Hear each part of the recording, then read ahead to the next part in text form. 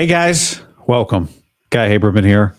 You are on my YouTube channel or listening to my podcast. Great. Thank you. If you're watching, hit that like button, subscribe. If you are listening, leave a review on Apple Podcast, 5 stars. In that review, leave a question, and that's how you get into the Hey Guy mailbag. Coming up on the show tonight or today, however you're watching or listening. What Christian McCaffrey said today on NFL Network, what Brian Baldinger and Robert Saleh said. The Jets, the Niners' early season opponent, a little weird. And special teams OG head coach John Harbaugh maybe looking at the new kickoff return rules differently than a lot of other people, including the 49ers. He's a special teams coach once upon a time, so his words carry weight. We'll get to that. But we begin today with a comment from yesterday's show. Credit goes to One Backup Plan 1. There's the comment. Got 30 likes from you people on YouTube. So this is a comment that it seems like a lot of people agree with the sentiment. The comment is this: Brock just has to fool him for one more year, and then he gets a huge contract. Just kidding. He's the best QB we've had since at least Garcia and probably Stephen Young. Stephen Young. Then a reply in the comments, Tackle QB is this person's name. They said, I mean, the numbers and the wins clearly say Steve Young. Hell, he's even done things Steve hadn't, except the Super Bowl win, obviously. Now, let's start. This is a great jumping off point. All right. And there's a reason this guy got 30. This person, this guy or girl, you're a guy here on this channel. There's a reason this guy got 30 thumbs up for this comment. It's a good thought. It's an outside. I appreciate the thought. But let me start by giving some credit to Jeff Garcia, because Steve Young's a Hall of Famer, an all-time great, top 10 quarterback. Jeff Garcia is none of those things, but Jeff Garcia is a lot closer to Steve Young than he is to like basically every other quarterback, save for a couple years of Alex Smith, that the Niners had since Steve Young, right? So Jeff Garcia is one of the best quarterbacks in the franchise's history. He just happens to be in a franchise that has 2 of the top 10 all-time greats. The arguable GOAT, Joe Montana. Sometimes I like to say he's still the arguable GOAT, just for argument's sake, and Steve. So here's what's interesting. I agree, actually, with Brock, with this comment. I think Brock is going to eventually be beyond Jeff Garcia in 49ers history. And I don't think this commenter is dismissing Jeff by any stretch. He's given Jeff his due. This is where some of what Christian McCaffrey said today on NFL Network, I think, comes into play. It actually works hand in hand with this comment. There are doers and then there are thinkers. And right now, I think we think, some people, Christian McCaffrey would say, no, we know that Brock Purdy is definitely a franchise quarterback. If we only had the thinkers, nothing would ever get done. If we only had the doers, stuff will get done. Some of it done wrong, but at least something would be getting done, and some of it done right, right? And I say this all the time. It's not from having played NFL quarterback. It's from just having watched a lot of it. It's pretty obvious. Doing it once is awesome. Doing it twice is very promising. Doing it 3 times, now we've got something. Doing it 4, 5, 6, 7 years in a row, now we've got a career, right? That's what a career is. And right now, Brock is very promising. The biggest knock on him is just a fact. He hasn't done it 3, 4, 5, 6, 7 years in a row. That is the biggest knock, which is pretty good. If that's the biggest knock on you, then there's nothing you could, that is totally out of your control. Understand this though. And I've mentioned this, I think, before, and it's not the same because Jeff was 29 years old by the time he was starting games for the Niners. His career was a long and winding road. His second year on the team was his first year as a starter. He was a Pro Bowler. His second year on the team, they were not good. They were 6-10. Jeff Garcia, listen to these numbers: 4,278 yards, 31 touchdowns, 10 interceptions. Now, this is a quarter century ago. This is the year 2000. In the year 2000. So it was a different sport, which actually you give them more credit for these numbers. Those numbers in 2023 are pretty good. In fact, those numbers in 2023, they're Brock Purdy's numbers. Jeff Garcia's 2000 season, 31 touchdowns, 10 interceptions, 4,278 yards. Brock Purdy's 2023 season, 4,280 yards, 31 touchdowns, 11 interceptions. Those are all the same numbers. Now, those are three numbers, and they're raw numbers, and they're 23 years apart, basically.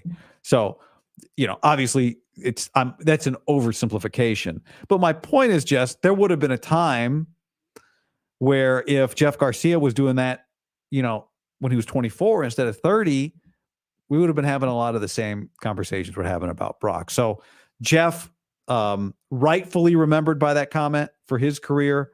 Brock ahead of the Jeff Garcia schedule based on his age.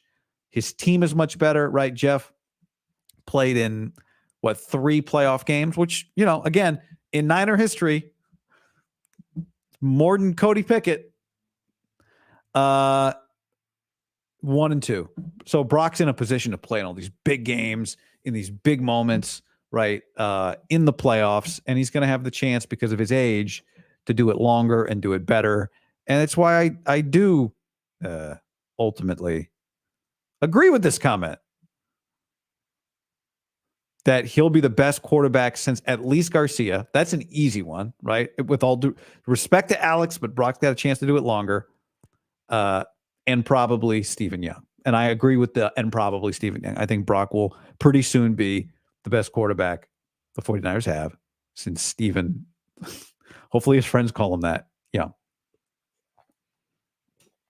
Jackie says, didn't Garcia have T.O., Rice, and Stokes? And as we learned yesterday on the show, the Madden 20, the Madden 2000 cover man for European release, Garrison Hurst.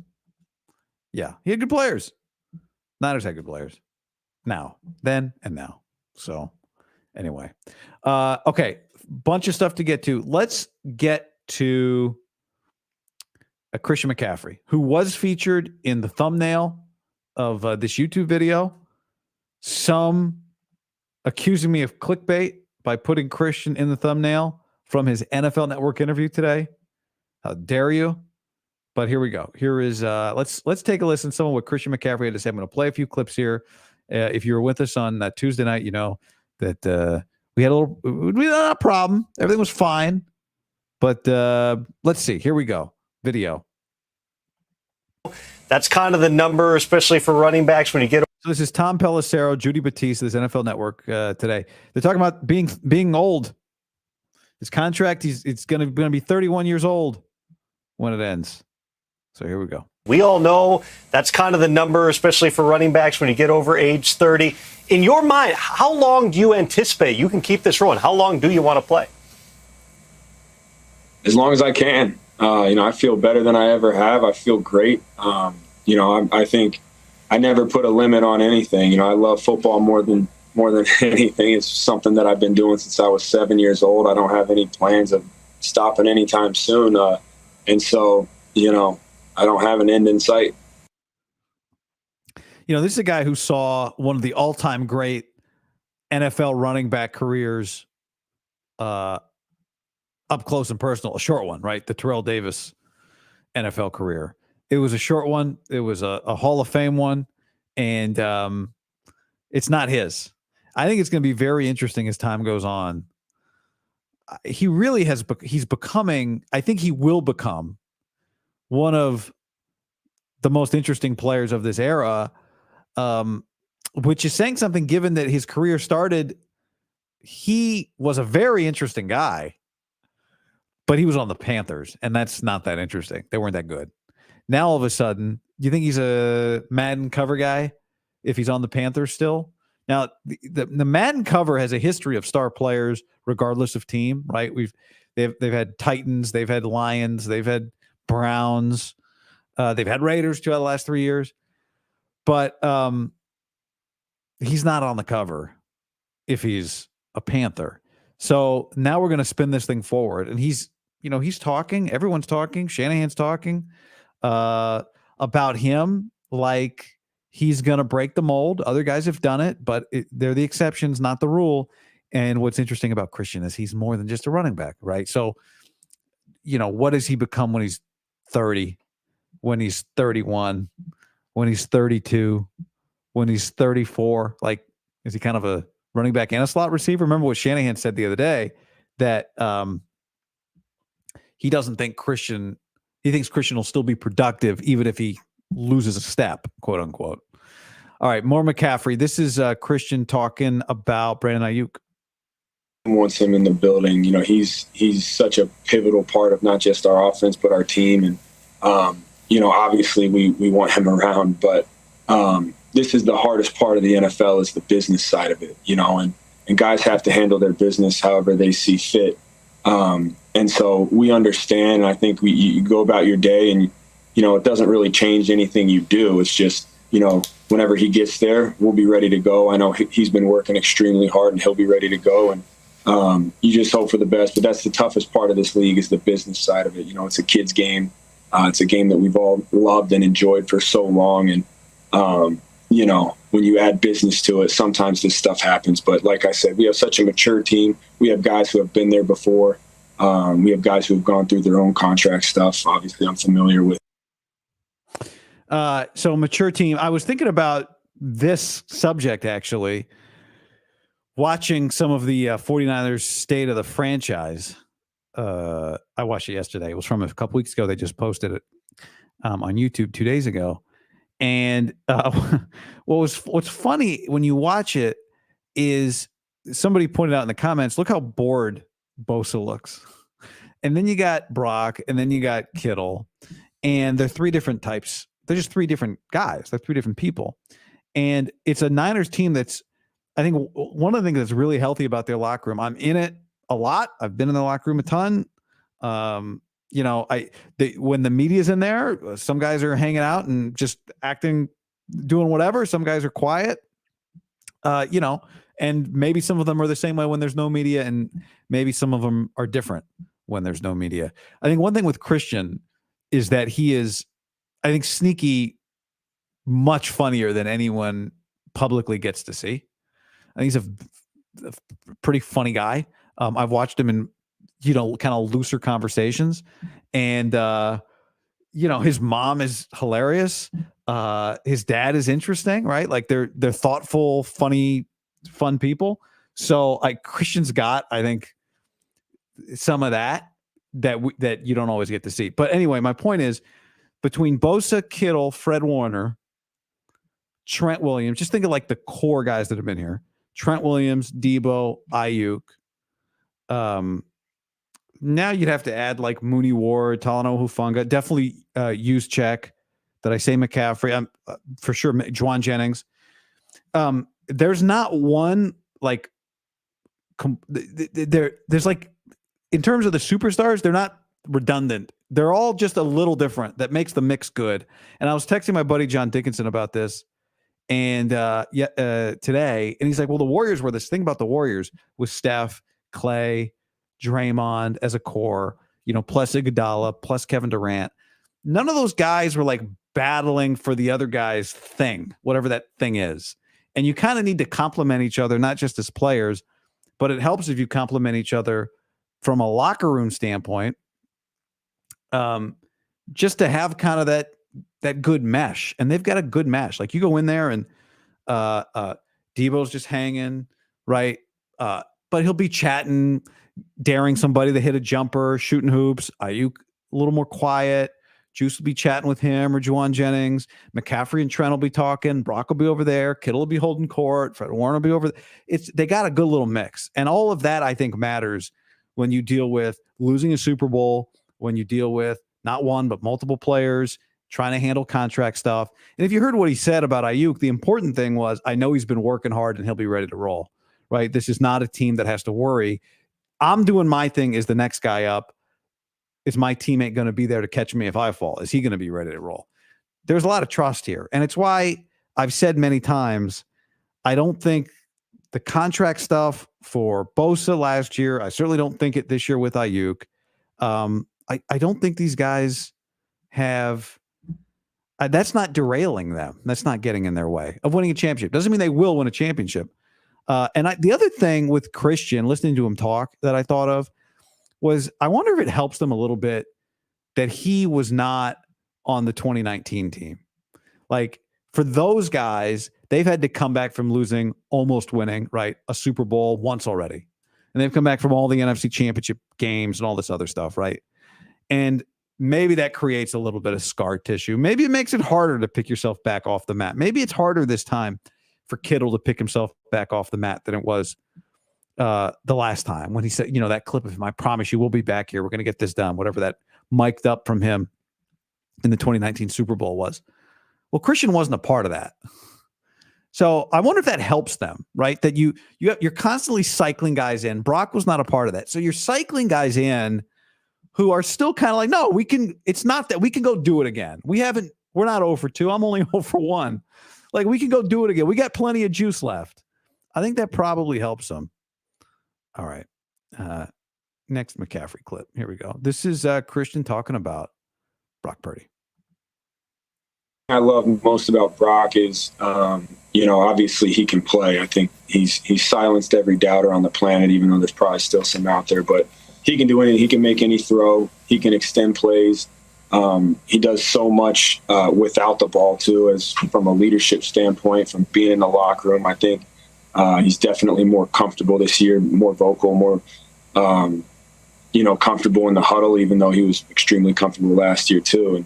And so to answer your question, I don't know. I think if he just continues to beat him, we'll be in a good spot. That's not lip service, and that's not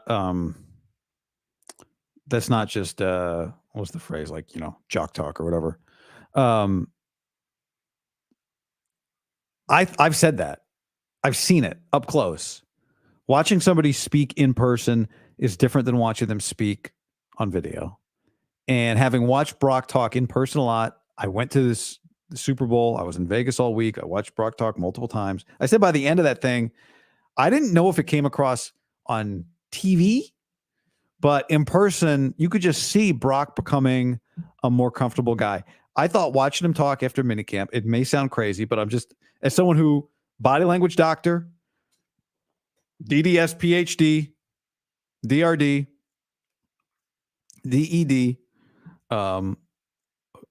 Brock looked even more comfortable. You don't win games at the press conference. You don't win games at the podium. But I thought Brock looked, you can just kind of see that, which, of course, this is a natural evolution. This happens for everybody, whether they're a professional quarterback or not. Just as you become an adult and you get older, you get more comfortable talking in front of people, instructing people, leading people, all that same stuff. But you can't, this is not just lip service. You can see it with Brock. You definitely can see it. And it's just being on the earth a year longer. It's dealing with all the attention for an extra year. It's going through the surgery. It's all of this experience that you do see immediately pay off for Purdy. And I think, the experience of him as a player will also immediately play. It will continue to pay off, all the experience that he is just cramming experience in. But the guy does seem more comfortable. You may think this is silly. I think doing commercials,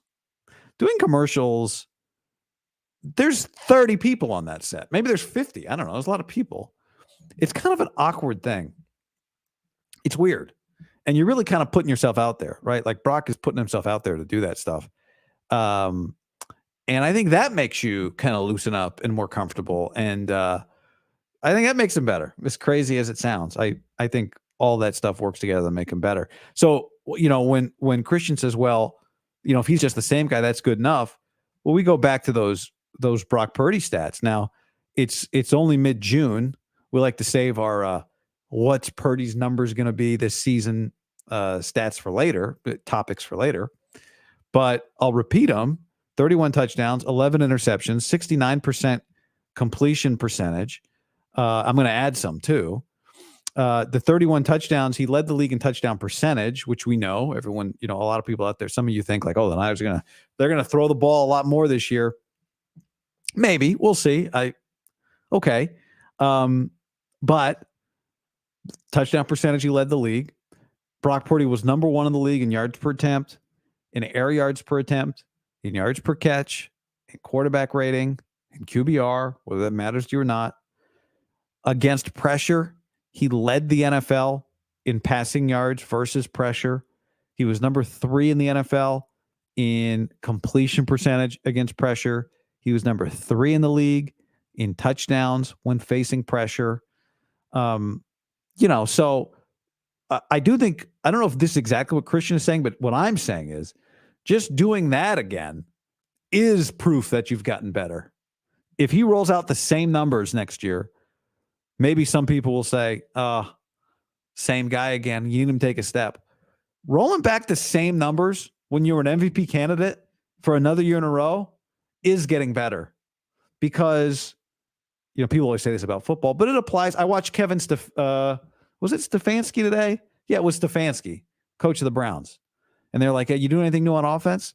He's like, yeah, I have to, because the defensive coordinators are going to be doing some new stuff, and they're going to be adjusting to what I did last year. So if you roll it back and throw 30-plus touchdowns and have low double-digit interceptions, and you're nearly a 70% completion guy, and you slice and dice against pressure, you're not. It appears as though you're the same, but you're actually improving. Because to repeat it, you have to be better than you were last time. You have to be better. You have to be better. I'm trying to think of it like, I don't know. I mean, I don't know exactly what the analogy is off the top. To break the 4-minute mile, if you run 3 minutes and 55 seconds today, in order to run 3:55 again in 6 weeks, you got to continue to improve. I don't know if that analogy holds, but it's kind of what I'm saying. That's more tape, more defensive coordinator prep. He's going to face really good teams again. And then what's the other thing that we don't talk about? We don't talk about this until somebody has failed to deal with it, and that's pressure and expectations. He's got more expectations. He's got more pressure. He's got more responsibility. Maybe he's going to have, well, hopefully, right? There's a lot of us, I think, that think the thing to do is for him to have the ability to change protection at the line of scrimmage, something that maybe would have saved them in the Super Bowl if he was able to do it. Maybe that'll make him a better player. Maybe that will complicate things for him. I had a guy who's a really sharp quarterback guy and a friend on the show, I don't know, several weeks ago, named Alex Brink. And Alex was drafted by Kyle Shanahan in Houston with the Texans. He was a record-setting quarterback at Washington State, and now he's one of the best quarterback coaches in the country, an Elite 11 quarterback coach guy. And I said to him, I think me and all my buddies on YouTube think, and podcast world, think that Brock should get, that Brock should have the power to change protection at the line of scrimmage. What do you think? And he was like, nah, I don't know. I actually don't think so. I think it's, there's a lot going on. And with Kyle, you like to take something off the quarterback's plate. He likes to take that off the quarterback's plate. So I don't think it's a foregone conclusion that that'll happen, that Kyle will do it. But anyway, if that gets added, that's just an example of there's something that could get added to Brock's plate. And if you add that to his plate and commercials and all this other stuff, and he still goes out and has the same year, that's actually an improved season. Now, my plan was to play a couple other clips here, but just as was the case yesterday, video slowing down a little. Okay, I'm not going to play the Jet stuff. Even though it's interesting to me. Maybe I'll play it another day. Basically, Aaron Rodgers didn't show. Robert Saleh called it unexcused, then got buzzed about it again today and said, well, no, I knew we'd communicated. He wasn't going to be here. And then they said, well, but Tyrod Taylor didn't know. He didn't know he was going to be the lead quarterback at practice till today. And Robert was like, well, it's not Tyrod's business. This is between me and Aaron. It'll be fine. He'll be back. And then Brian Baldinger went on NFL Network and said, I went to that practice. It was a disaster. He's like, they looked awful. I think Andrew Peasley, I think, is their other quarterback. He was at I remember he was at Wyoming and I think somewhere else. And Tyrod, he's like, they looked terrible in the red zone, and they were just bad. So anyway, I just paraphrased instead of playing the video. That said, I do really want to play this John Harbaugh video because I do think this is interesting from a kickoff return standpoint. So I'm going to play it. the StreamYard thing is holding on. I went clean my Mac thanks to Justin, who sent me a bunch of tips for computer optimization. I sent him my specs. He's like, you should not be having an issue with your computer. I changed browsers. Anyway, so we're slightly better today, but not a lot. But I'm going to try and get this video out because this is good content right here. John Harbaugh, special teams coach turned head coach. Kickoff returns, okay? He's getting asked who basically, like, are you going to let a bunch of different people handle kickoff return this year? You're going to experiment. And let's give it a shot here. This is what John Harbaugh said. That's like, I'm not putting them back there. Oh, yeah, there's a lot of guys. Yeah, I'm not going back there. Yeah. And Lamar's not going back there. And Mark's not going back there. Kyle's not going back there. B. Steve's not going back there. Roquan's not going back there. Who else? You know, who? Matabike not going back there. Falele's not going back there. That's for sure. Stanley not going back there. No, there's a lot of no's. What? Catching kicks? Was he? Steve Bisciotti was returning kicks. If Steve wants to return kicks, Steve may go back there. Yes, he's allowed. He can do whatever he wants.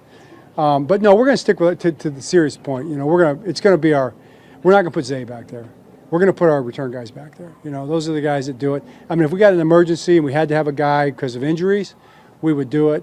That shouldn't happen. We've got guys that can do it. We have returners that can do it, and some young guys that want to do it. So we'll have the guys. All right. So the end part of that was actually a serious answer. That's the part I want to talk about. But I did think it was funny. He's going through all the guys who won't be back there, right? So he's like, Mark Andrews, the tight end, won't be back there. Kyle Hamilton won't be back there. He said B. Steve. That's Brandon Stevens, one of their corners. He said Roquan's not going to be back there. Matabike is not going to be back there.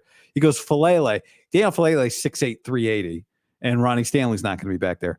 But I think what he said at the end was, we're not going to, he's acting like this is no new thing. He's like, it's a return, so we're going to put returns back there. If you've been watching the show since that rule change came, you know that I've thought a guy like Elijah Mitchell might be a good fit.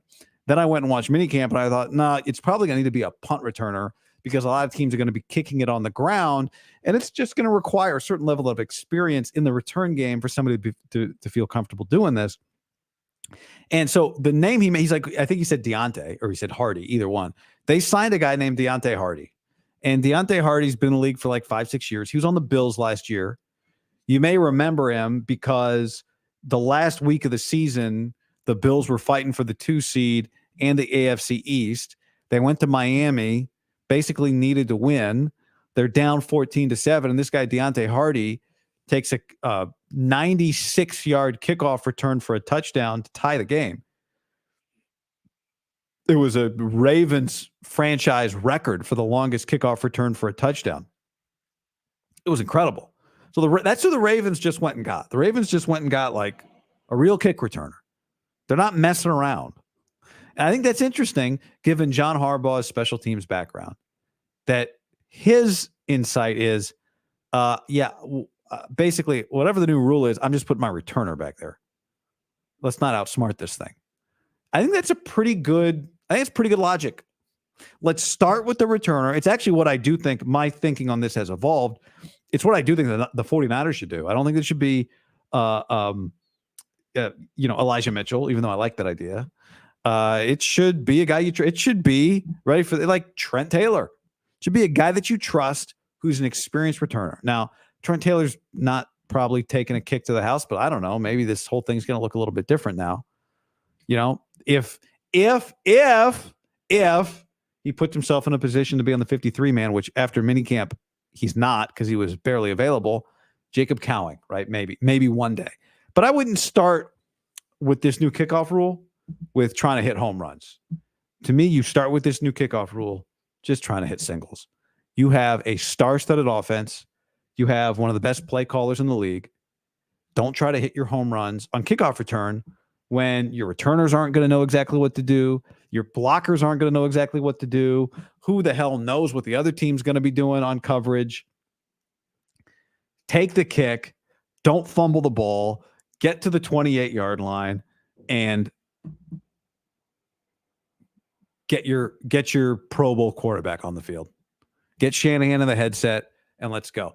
And you know what? I think ultimately that's what they're going to do because that's what Kyle prefers. Like Kyle doesn't want to mess around with this thing, right? He doesn't want anything weird. Fundamentally, he just doesn't want anything getting in the way. I'm not putting them back there. Fundamentally, he just doesn't want anything getting in the way of his offense. It's about his offense. So, yeah, that's where we're at. I thought that was good insight. Funny John Harbaugh, by the way. If you closed your eyes and said, this is Jim Harbaugh, you'd believe it's Jim Harbaugh. But it's John Harbaugh. All right, let me get to some of your comments. And I don't know if I can get them on the screen because we are in Free City, USA population, your boy. But that's okay. The stream that you're seeing is working. And so I will read them off of my phone, I think. And maybe I'm at the Mac store tomorrow. Who knows? Oh, we making progress? I see my guy Jason Apani is in the chat. What's up, Jason? Good to see you. All right. Looks like this thing's working. So let's get some of this in here. Eric says, get the ball to the 30-yard line. I'm good. Yeah. Let somebody else figure out that kickoff return. You just figure out how to make sure you don't turn the ball over. Just Mike, changing protection isn't the QB's job in this offense. Why add more to his plate at this point? Because you think it can help you win games? I mean, it felt like that was a big factor in losing the Super Bowl. One of the questions I didn't play, Judy Batista asked Christian McCaffrey, this franchise has been so close. What does it take what's the little thing you got to do a little bit better to put you over the top to win the championship? And I'm sure what Christian wants to say is like, I mean, we just basically did it, except we didn't. He's not going to bring up his fumble. Somebody brought up his fumble to him in the press conference last week at Levi Stadium, and he wasn't that interested in talking about it. But he also lives by what he preaches, which is one day at a time, all that stuff.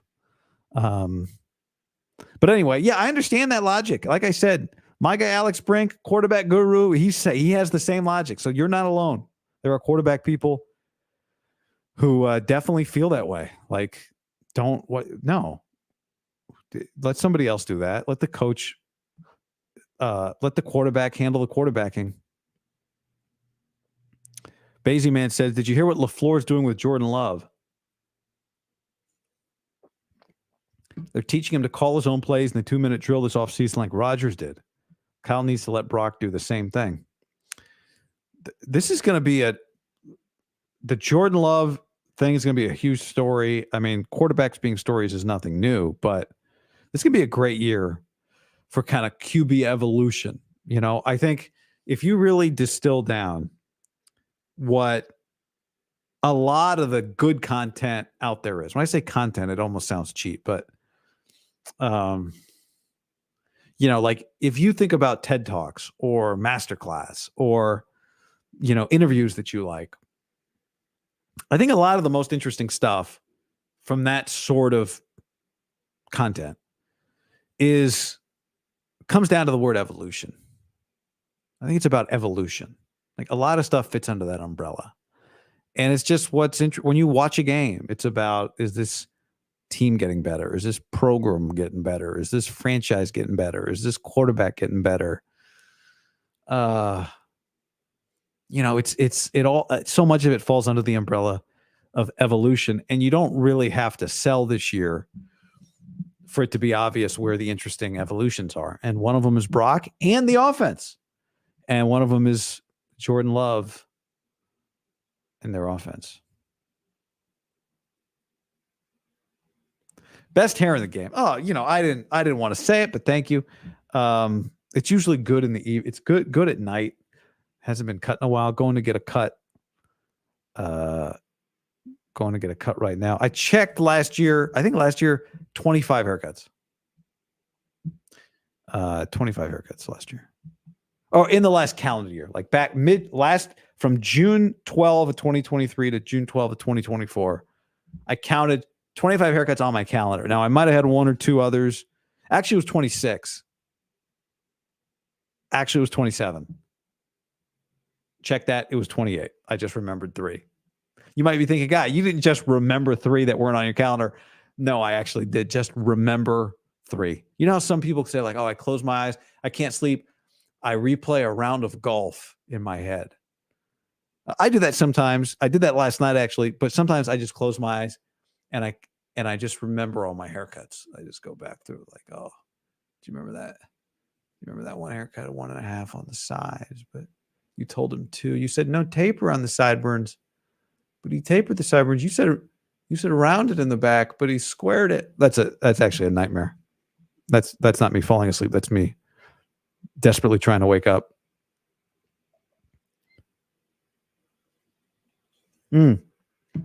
Celtics won again? Gosh. Tony says I get one every week. Tony, my guy. Well, that's also, hey, stand up for Tony. I've been getting some shave it or save it submissions, by the way, in the DMs. Attaboy. Tony, there will be weeks starting in September. Like, I'll be getting a haircut every week. But I haven't got one. The problem is my barber does so well that he goes on vacation every 2 months. And he doesn't like he doesn't go to Napa, which also, Napa's expensive as shit. He let's see, today he got back from I don't know, like Puerto Rico or something.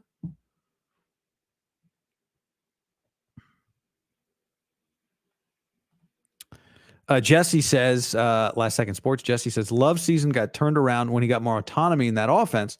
And he started throwing off his back foot to buy an extra split second. Not all QBs can play that way. Kudos to him. That's true. I mean, I thought people came out of the Packer-Niner game. Like, there was all this, do you remember? We're not going to rehash it all here, but there was this like Brock versus Love thing. And Ethan Strauss, I remember talking to him about it. He wrote a thing about like, Jordan Love wasn't that good after, once we got to crunch time. It's true. But that can be true. And you come out of the game going, holy shit, that guy was really good. He made one of the great throws of the season in that game. If you're new here, I am a Jordan Love. I do like Jordan Love. Going back, you can check the tape. Last year before the season, I said the Packers were going to be a surprise team that makes the playoffs. And I said, I know it sounds crazy, but I saw one series of Jordan Love in 2022, and that was all I needed to see. I meant it then, and I think he's going to be good. Now, I've also said I think the Packers could be a team with so much heat on them now that maybe they don't totally live up to it this year. We'll see, but the quarterback's good. Put it this way. If Jordan Love was your guy, if he was your quarterback, you'd be so excited. There's just it's not a replacement of Brock. It's just, if Jordan Love was your guy, you would be so fired up. And he just makes these throws that he does. Yeah, he did some bad stuff. I mean, whatever. But he's not just a physical talent. And this is kind of Jesse's point. He's a physical talent matched with a brain and matched with a really good coach. He's matched with LaFleur's an excellent coach.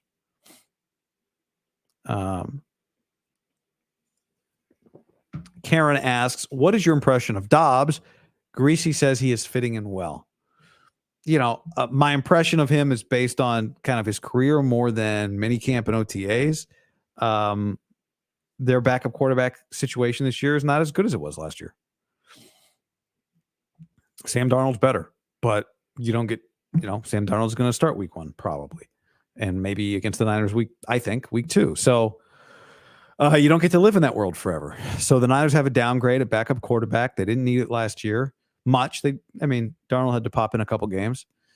So, I was actually thinking about this the other day. Is GFF, Guy Football Focus, my grading system from training camp last year, going to have to make a comeback for the backup quarterback battle? And then I realized, well, it was about the backup quarterback battle last year too, bud. Bud is what you say when you want to be disrespectful to somebody and call them Guy, but their name's already Guy. Like, hey, Guy. But, my name's Guy. All right, bud, chief, boss. Last year it was about QB2. That's what I was grading. Just felt like it was a little more juice to the Darnold Trey Lance battle than there is to this one. Sam Darnold's better, quote unquote. 3 words nobody wants to hear. I mean, the thing about backup QBs is like, can you win 2 games with them? That's basically the standard as far as I'm concerned.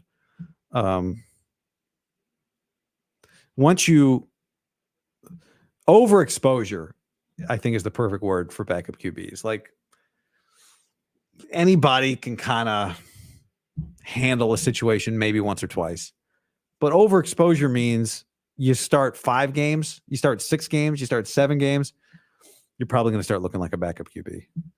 And, there's not enough starters for all 32 teams to have a true starting quarterback. But I don't know. We'll see. Maybe I'll do some backup QB evals. Maybe Dobbs will finally find a home and he'll be Brock's backup quarterback for 3 years. That's possible. Johnny Voodoo, every 2 weeks, she's $75. Oh man, money well spent. You could be saving that money, but then you'd look like a mess. Let's see. I had a super chat here from Troy Smith. Speaking of 49ers backup QBs, Troy says, how do I get one of those Brock 262 hats? I get asked about it a lot, so bear with me, those of you who have heard the answer multiple times. I will sell them to you. We can start with that. We will be selling these. But we made them. Didn't like how big the font was, so we're going to shrink that a little. Didn't love the hat, honestly.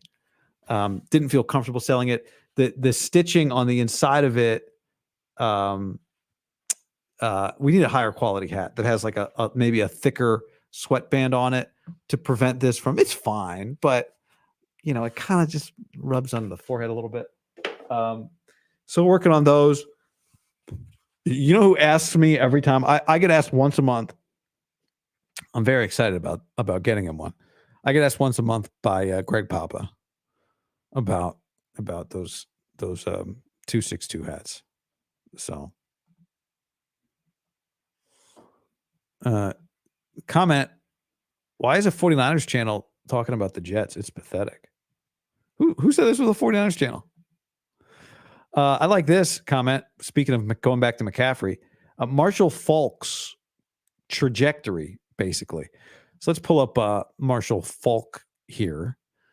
Yeah, what's funny? If you had asked me, how old was Marshall Falk when he retired? I would have said 36. 32. Now, he did play 12 years in the NFL, which is incredible for any position, but for a running back is fantastic. He retired at 32, but as usually the case, you play one bad year kind of before you retire. And his last year in the league, he only had 65 carries. He was healthy. He played all 16 games for the Rams that year, but he didn't score a rushing touchdown. He had one receiving touchdown. His days of 40 plus of 80 plus catches, it fell off fast for him. From 98 to 02. Okay, so end of the Colts and then the greatest show on turf. 86, 87, 81, 83, 80 catches, while also being 3 of those 5 years leading the league in rushing at over basically like 5.5 yards per attempt, all 3 of those years. And while scoring 6, 7, 13, 12, 25, 18, 25 plus 18, that's got to be 43. 43 plus 8, 51 touchdowns. So averaging over 10 touchdowns a year. So that stretch ended at the age of 29. And then he played 2 more good seasons after that. And that was it. It was over. Just like that. Like, wow. So it's not an insignificant thing that Christian McCaffrey is trying to overcome. It's not an insignificant trend that he's trying to buck. There's just something very real there about touching the ball that many times. I've said this about Debo a lot. Debo touched the ball in high contact areas, right? If Debo catches the ball, it's not the same as necessarily another receiver who it's not all receptions are created equal, because Debo usually catches the ball near the line of scrimmage. Not usually, often catches the ball near the line of scrimmage. Near a crowd, you get him the ball. Not really. Like you say, get him the ball in space on a swing pass, but like 3 guys are going to tackle him. That's a lot of people, as opposed to one person pushing out of bounds or you sliding down. So, not all touches are created equal. If it's going to take 4 guys to tackle you, if it's going to take 3 guys or 2 guys, and one of them's 307 pounds, that's a different touch than it's one guy pushing out of bounds and he's 250, 220. So, I think just regardless of if you're a Niner fan or not, if you're a sports fan, you like seeing something special. Christian McCaffrey's special. And watching him be this player is incredible.